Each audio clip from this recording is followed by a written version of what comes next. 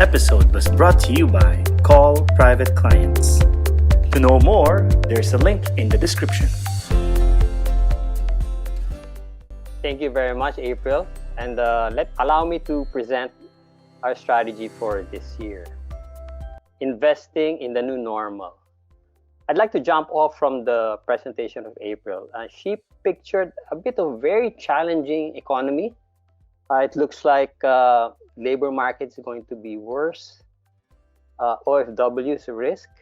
And things may just get worse even before it gets better. However, we see that the central banks and the government are in unison in trying to support the economy by allowing it to move and allowing interest rates to fall. And I think the stock market is moving differently with the way the economy is moving. We saw that in the US. In fact, there is a disconnect. The stock market, even in the NASDAQ, is already trading at all-time highs. And the S&P 500 is already have recovered much of what it lost. In the Philippines, however, we're still seeing a lot of challenges. In fact, the epicenter of the virus now moved to Cebu. And I think we still are facing a lot of challenges over the short term. And April has presented to us that the GDP and even earnings of companies will see some downside and see some changes in their forecasts. Having said that, however, we would like to approach your strategy or the strategy of your funds in a way that we did like how we invited you today. Investing in the new normal, however, with a face mask.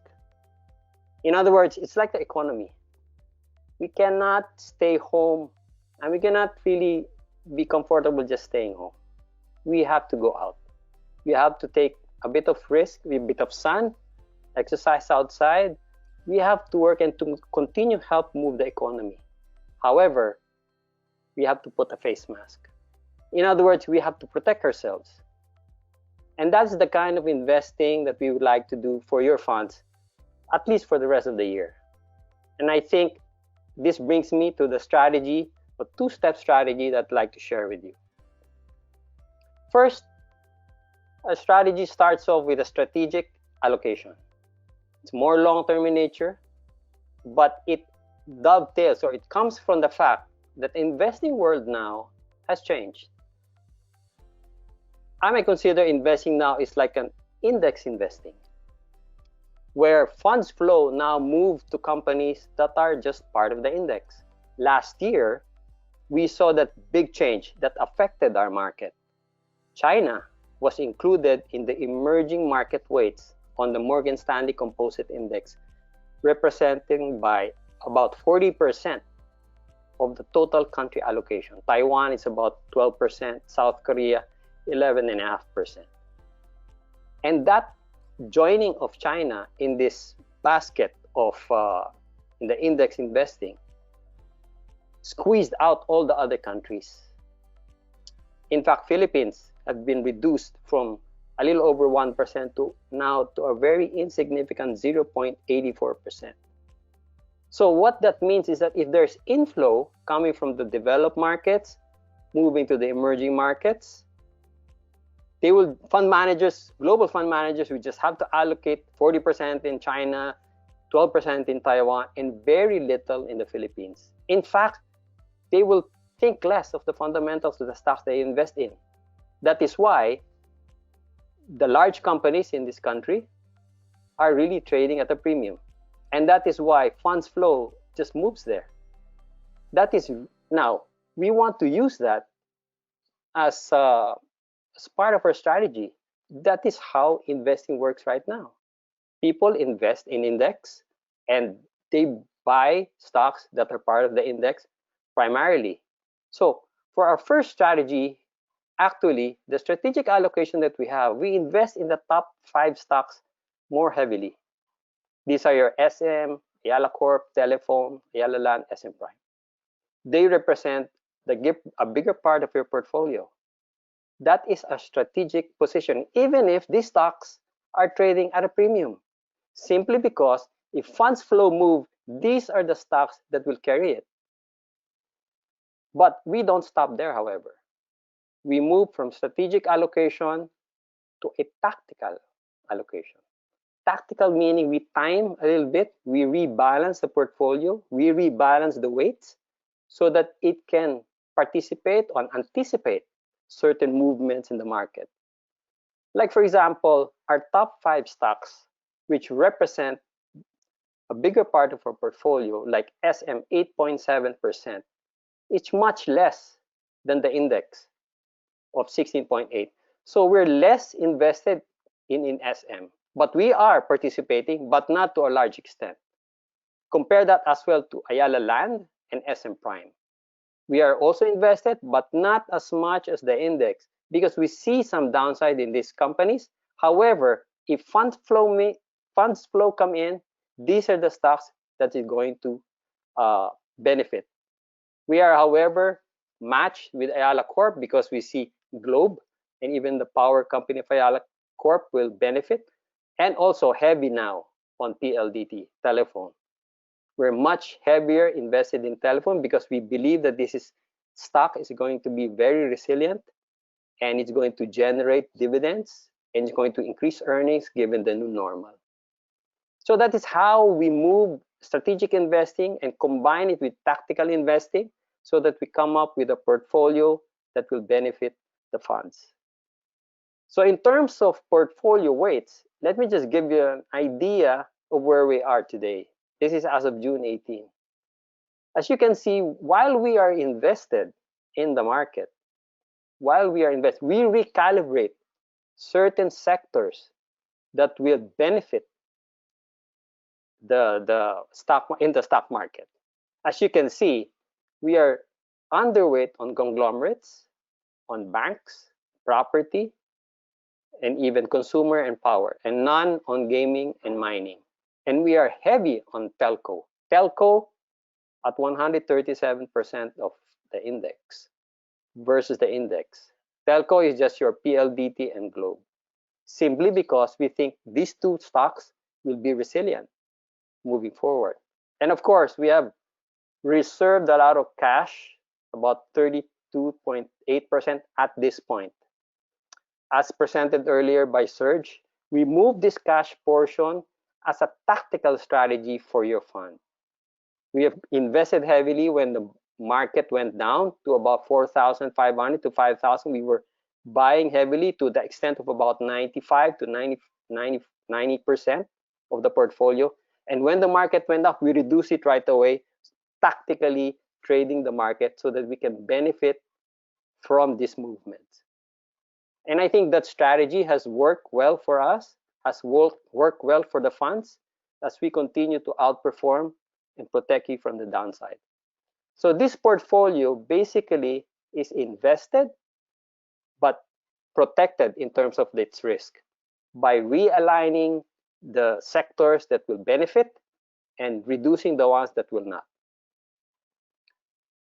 So as a summary of our strategy, it looks like people are bearish. April basically is bearish, and with good reason. And I think she also echoes the other analysts in this country and even in the world.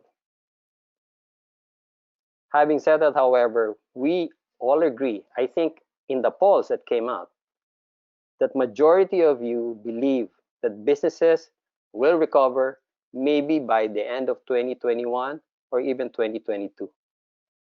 Economies will recover. And we've seen this happen before. While short-term risk appears, short-term downgrades will happen, we believe that this is an opportunity for us simply because interest rates will remain low for the foreseeable future.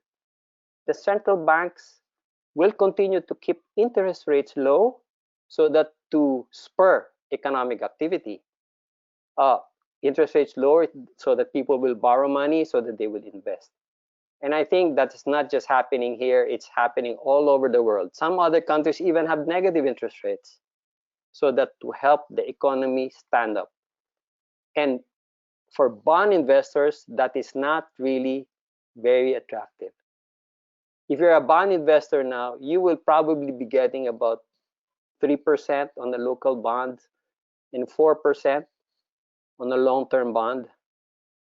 And that is really very, very low relative to long-term returns. And I think that is the reason why we say that it could probably be a good time to increase your exposure in stocks slowly. I think we have about 30% in cash.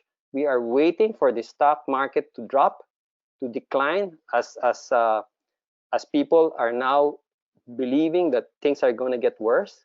And as soon as that drops, we will quickly deploy.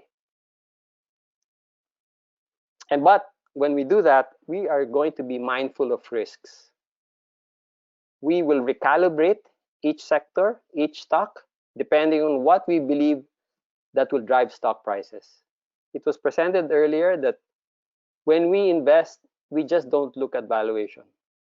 We just don't look at liquidity or technicals or fundamentals. We combine, your investment committee combines their expertise and experience together.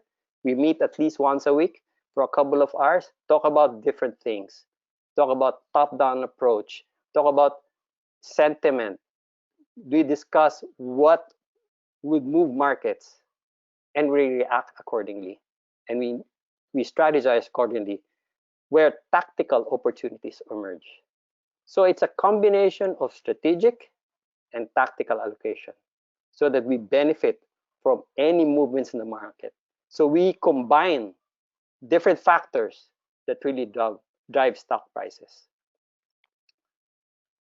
And for your excess cash, for some of your cash, I think your advisor will be getting in touch with you.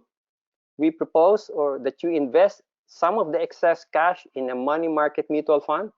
We have that in the COL platform available for you. Your advisor will just have to get in touch with you for the documentation so that some of your excess cash will also earn a bit in terms of interest. So combining strategic, tactical, and investing in money market mutual funds hopefully can benefit your portfolio. So as a final note, things may get worse in the near future, and we probably may not get back to where we were soon. But I guess it's just a matter of time. It's a matter of time where we can go back to the levels we were before. Maybe in a different form. Most of us believe that it's going to happen sometime maybe 2021, sometime maybe 2022. But the stock market reacts ahead, reacts differently. During bearish situation, that could be the most opportune time for getting into the stock market, not when the market is up. We invest when the market is down, not when the market is up. So that is how we will be managing your portfolio. That is how we manage your portfolio. And hopefully we can continue participating in this volatility and optimize the returns of your funds. That ends my presentation, and we will now open the floor to questions.